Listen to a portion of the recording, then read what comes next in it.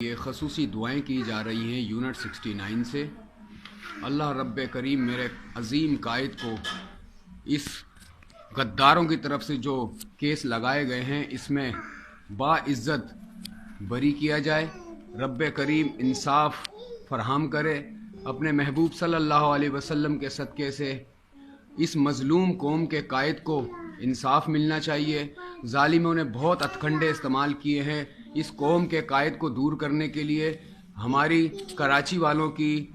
ہم مظلوم لوگوں کی دعائیں ہیں، ہم غریب اور متوسط طبقے کی دعائیں ہیں کہ رب کریم اپنے محبوب صلی اللہ علیہ وسلم کے صدقے سے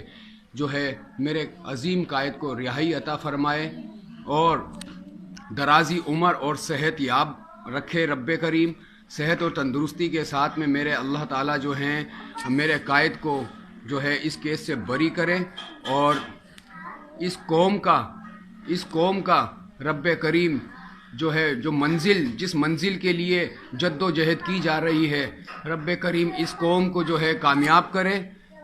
اور ہمارے قائد کو جو ہے رب کریم اپنے محبوب کے صدقے میں باعزت رہائی ملنی چاہیے، بری ہونے چاہیے، میرے قائد کی رہائی ہونی چاہیے، اس کیس سے جو ہے باعزت جو ہے بری کرے میرا اللہ تعالیٰ۔ اور یہ دعائیں کی جا رہی ہیں کورنگی یونٹ 69 کی طرف سے، اور اللہ تعالیٰ جو ہے ہمیں انصاف دے گا۔ ہم دعا گو ہیں اللہ کی حضور، اور کراچی کے گھر گھر میں اس ٹائم دعائیں ہو رہی ہیں۔ انشاءاللہ میرے قائد کو جو ہے باعزت اس کیس سے اللہ تعالیٰ جو ہے کامیاب کرے گا، اور جو ہے